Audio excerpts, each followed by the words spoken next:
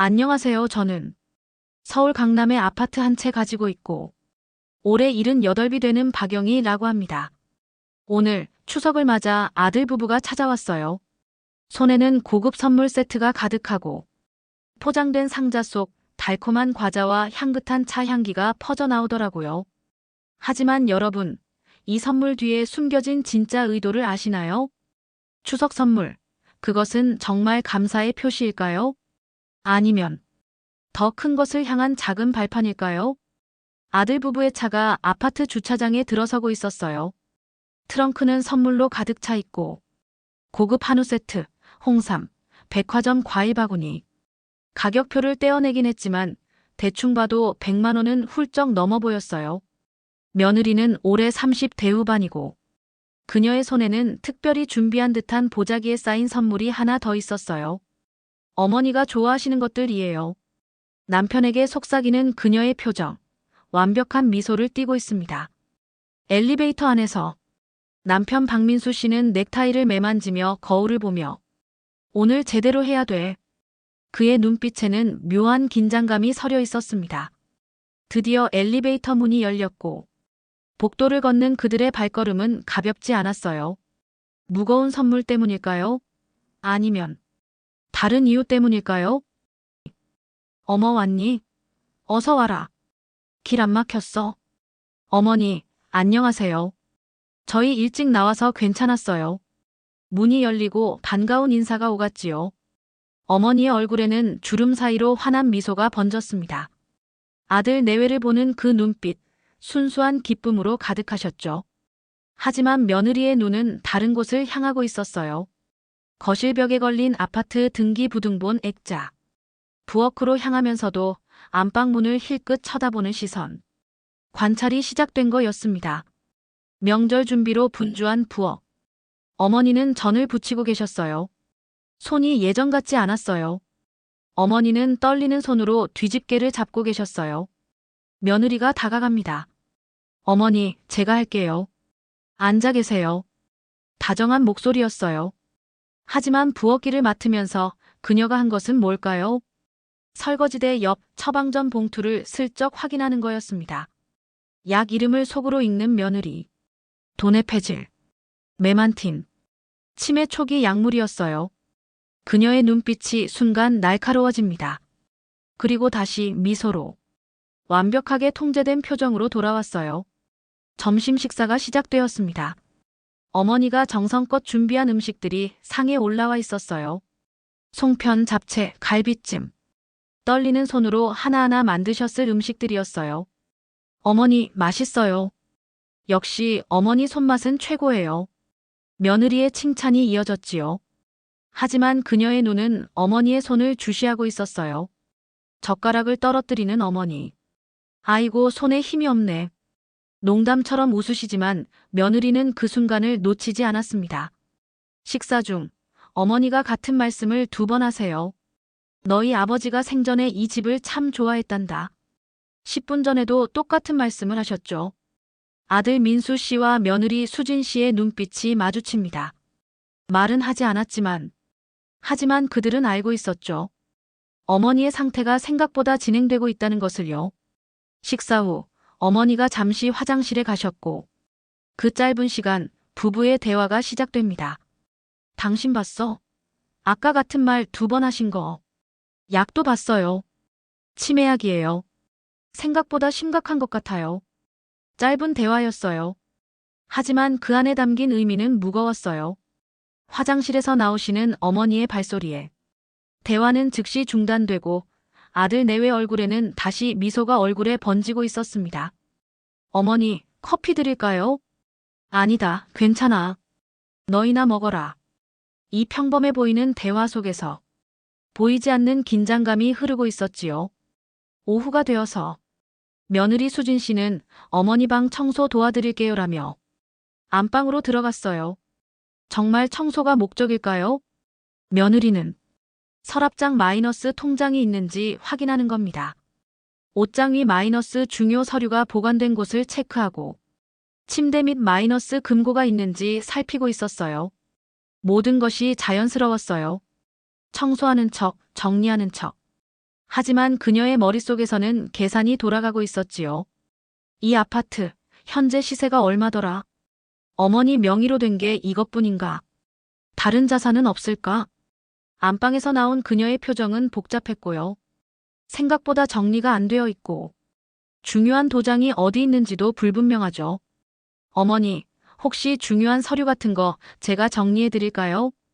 조심스럽게 제안합니다. 하지만 어머니는 고개를 저으시며, 괜찮아, 내가 아는데 뭐.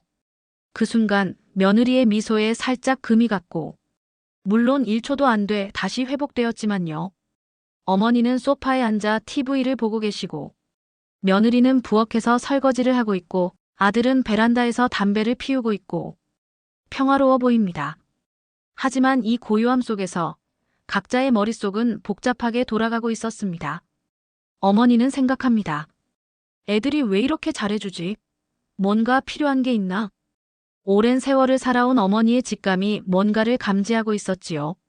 며느리는 어머니 상태로 봐서는 1년, 아니면 2년, 냉정한 산술이 그녀의 머릿속을 지배하고 있었습니다. 그리고 아들, 어머니에 대한 애정과 현실적인 필요 사이에서 흔들리고 있었고요. 세 사람, 한 공간에 있고, 밤 8시, 작별 시간이 다가옵니다. 벌써 가려고. 좀 더 있다 가지. 어머니의 만류에도 아들 부부는 일어섭니다. 내일 일찍 출근해야 해서요, 어머니. 현관문 앞에서 신발을 신으면서 며느리가 가방에서 봉투 하나를 꺼내서 건넵니다. 어머니, 이거 용돈이에요. 필요한 거 사드세요. 깔끔하게 접힌 현금 봉투였어요. 어머니의 눈이 커지시면서 아니다, 이게 무슨. 사양하시지만 며느리는 어머니 손에 쥐어드렸어요. 받으세요. 저희 마음이에요. 이 돈 얼마나 들어있을까요? 그리고 이 돈의 진짜 의미는 뭘까요? 순수한 효도일까요? 엘리베이터로 향하는 복도에서 부부는 아무 말도 하지 않았습니다. 하지만 그들의 머릿속에서는 이미 다음 수순이 그려지고 있었어요. 추석이 지나고 일주일 후, 며느리 수진 씨는 노트북 앞에 앉아 있었고, 화면에는 뭐가 떠 있을까요? 치매 환자 재산 관리, 성년 후견 제도, 부동산 명의 이전 절차, 검색 기록이 그녀의 의도를 말해주고 있었어요. 단계별로 체계적으로, 마치 사업 계획을 세우듯이 말이에요. 그녀는 남편에게 전화를 걸었어요. 여보, 이번 주말에 어머니 모시고 병원 한번 가보는 게 어때요? 효도하는 며느리의 모습이었어요. 하지만 진짜 목적은 다른 데 있었어요. 며칠 후 정말로 병원 예약이 잡혔어요. 대학병원 신경과 치매 전문의에게. 어머니, 정기검진 한번 받으세요. 저희가 같이 갈게요. 어머니는 순순히 따라 나섰습니다. 아직은 스스로 판단할 수 있는 상태니까요. 하지만 그것도 얼마나 오래 갈까요? 의사가 여러 가지 질문을 합니다. 오늘이 며칠이죠? 100에서 7씩 빼보세요. 어머니는 더듬거리며 대답하셨습니다. 몇 개는 맞추시지만 몇 개는 틀리십니다. 며느리는 옆에서 모든 것을 지켜보고 있었어요. 검사 결과가 나왔습니다.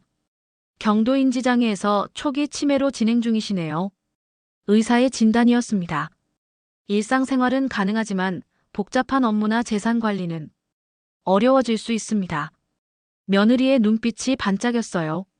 선생님, 그럼 법적으로 보호자가 관리를 해야 하는 건가요? 며느리가 질문했죠.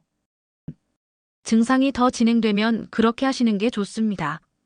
병원을 나오면서 어머니는 불안한 마음을 감출 수가 없었습니다. 내가 그렇게 심한가? 며느리가 어머니의 손을 잡았어요. 아니에요, 어머니. 예방 차원이에요. 걱정 마세요. 따뜻한 목소리였어요. 하지만 그녀의 손에 쥐어진 진단서는 이미 다음 단계의 열쇠가 되어 있었죠.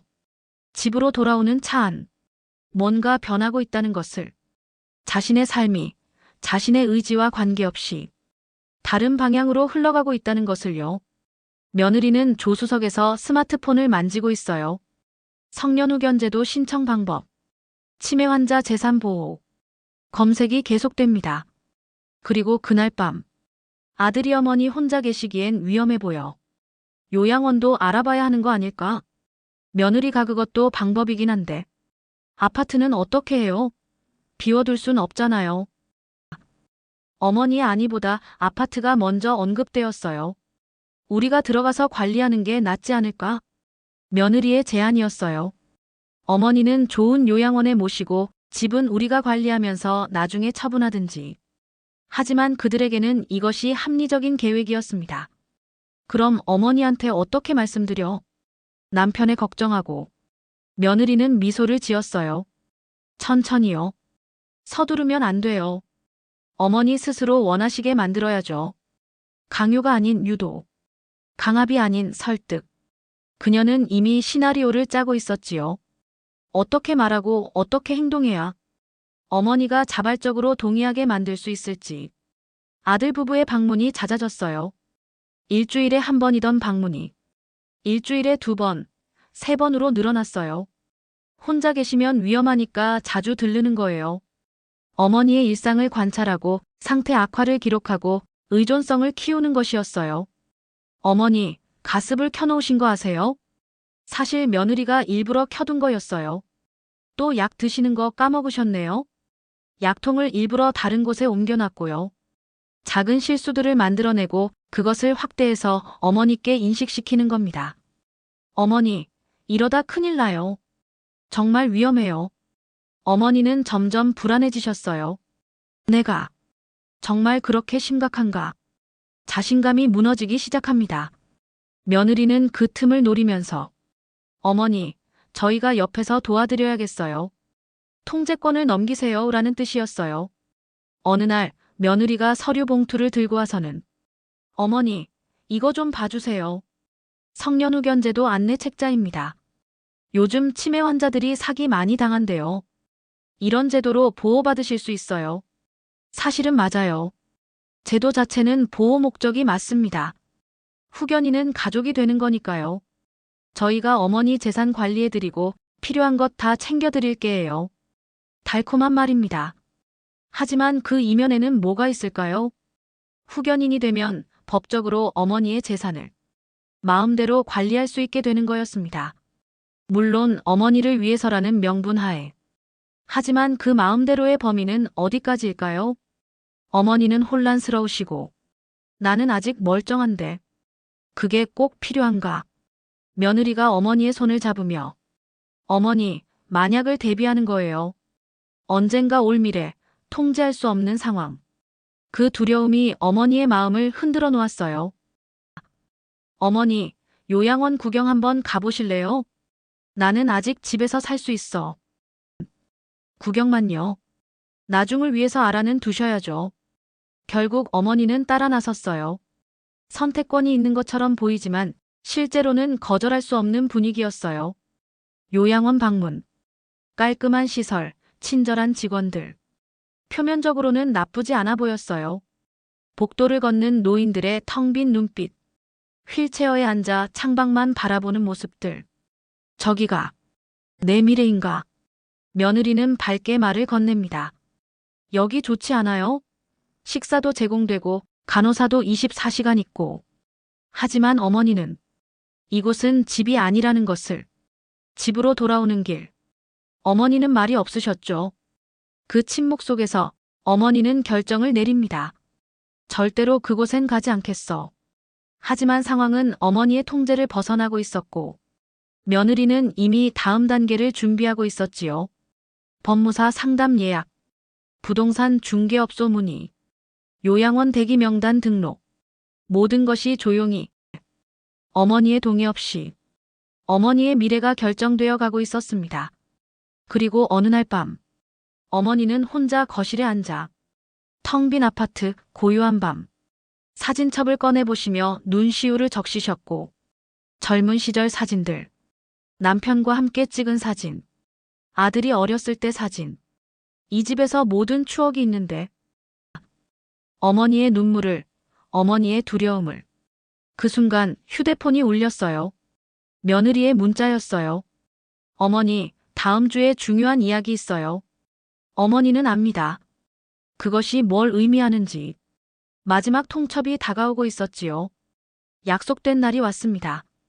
아들 부부가 일찍 도착했고, 이번에는 선물은 없었고, 대신 서류 가방이 하나 들려 있었죠. 어머니, 아들, 며느리. 긴장감이 흘렀어요. 며느리가 입을 열었습니다. 어머니, 저희도 심각하게 생각해 봤어요. 어머니 혼자 계시기엔 너무 위험해요. 어머니는 가만히 듣고 계셨고, 예상했던 말이지만 막상 듣고 나니 가슴이 철렁하였습니다. 병원에서도 그러셨잖아요. 혼자 재산 관리하시기 어렵다고. 아들까지 거듭니다. 어머니, 저희가 도와드려야 해요. 이제는 저희한테 맡기세요. 맡기라는 말. 부드럽지만 강압적이었어요. 며느리가 서류 가방을 열더니 안에서 서류 뭉치가 내보이며 이게 성년후견 신청서예요. 그리고 이건 아파트 관리를 위한 위임장이고요. 서류가 테이블 위에 펼쳐집니다. 법률 용어들이 빼곡히 적혀 있었고요. 글씨가 잘 보이지 않았어요. 나이 탓도 있지만 눈물 때문이기도 했고요.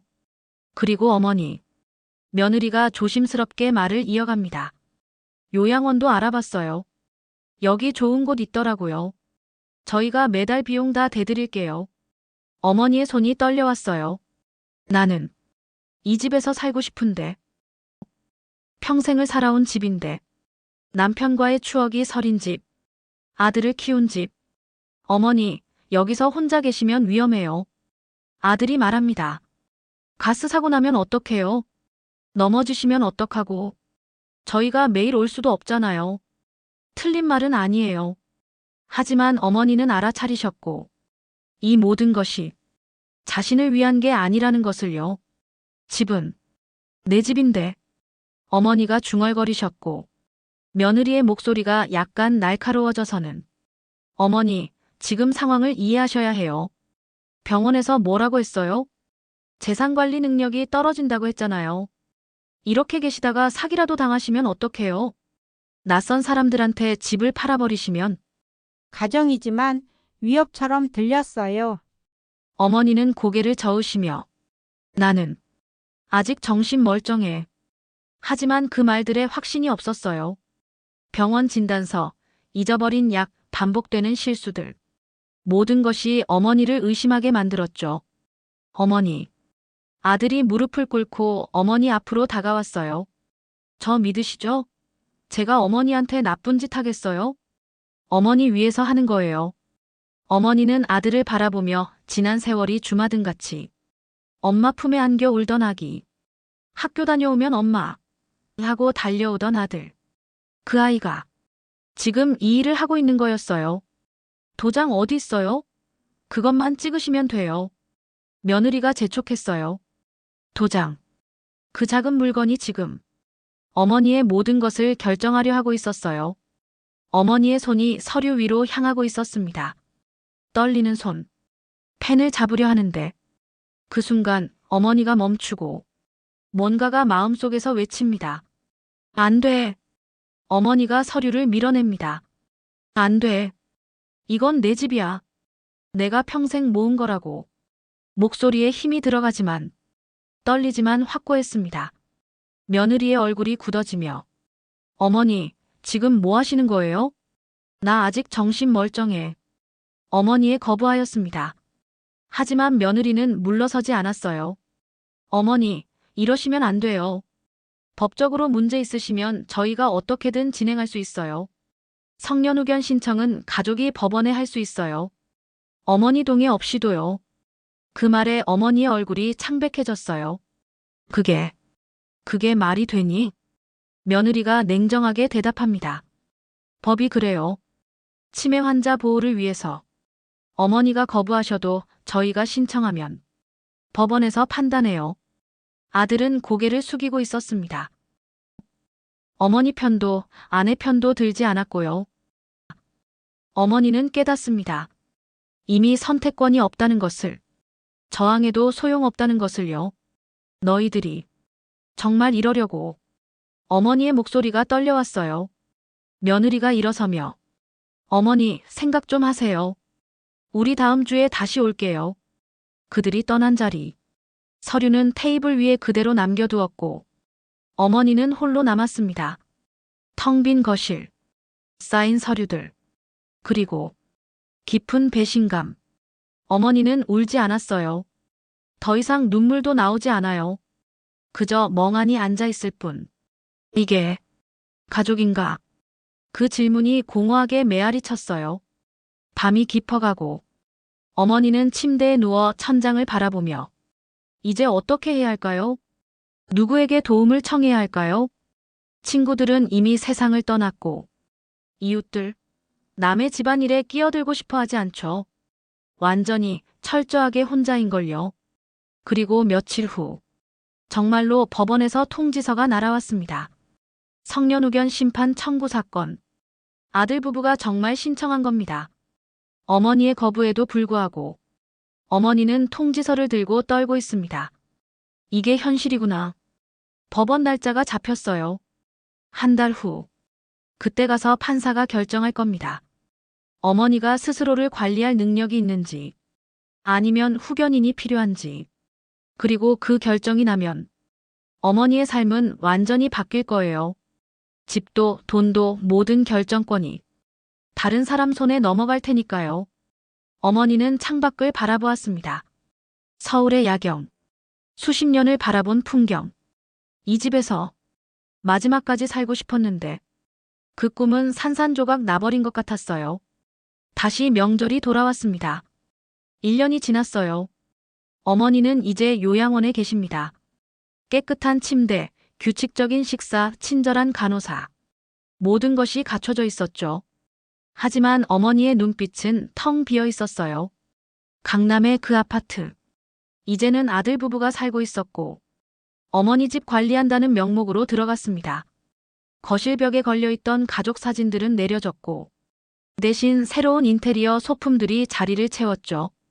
명절날 아들 부부가 요양원을 찾아왔고 손에는 선물도 들려 있었지요. 과일 바구니, 건강식품. 어머니, 잘 지내셨어요? 밝은 목소리로 인사합니다. 어머니는 그들을 바라봅니다. 누군지는 알아보세요. 하지만 반갑지는 않았어요. 밥은 잘 드세요? 여기 음식 괜찮죠? 어머니는 고개를 끄덕입니다. 할 말이 없는 거예요. 30분쯤 앉아 있다가 아들 부부는 일어섭니다. 어머니, 저희 가봐야 해요. 다음에 또 올게요. 어머니는 대답하지 않습니다. 복도를 걷는 며느리가 남편에게 속삭입니다. 생각보다 빨리 적응하셨네. 다행이다. 요양원 정원. 어머니는 벤치에 앉아 하늘을 바라봅니다. 추석 선물. 그때 그 선물들이 떠올라요. 겉포장은 화려했지만 안에 담긴 진짜 의도는 달랐지요. 효도가 아니었습니다. 그저 투자였을 뿐. 어머니는 웃으십니다. 씁쓸한 미소로. 그때 알았어야 했는데. 하지만 이미 모든 것이 끝났으니까요. 저 멀리 하늘을 바라봅니다. 내 집. 이제는 돌아갈 수 없는 곳. 어머니는 눈을 감습니다. 젊었을 때의 자신. 열심히 일하던 모습. 한 푼 두 푼 모으던 시절.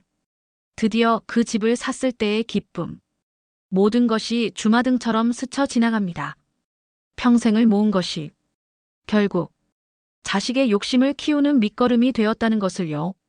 추석의 선물은 사랑의 표현이 아니었습니다.